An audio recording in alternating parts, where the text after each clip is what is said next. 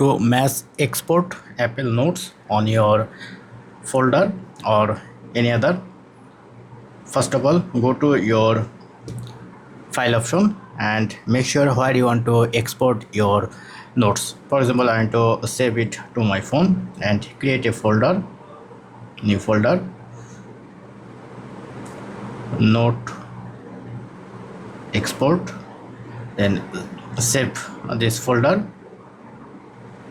Where is it? This one.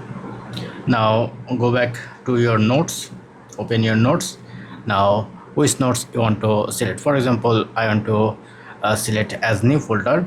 Now use two finger like that, or another way, go to press on this three dot line then select notes. Now you can select like bulk. Now press and hold your finger. Now select like that. Now go to your main menu and go to your open your folder.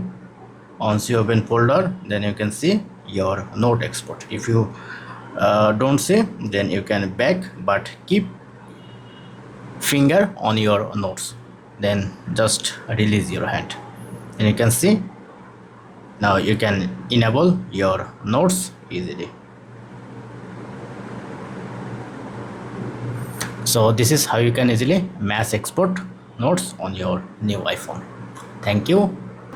Have a good day.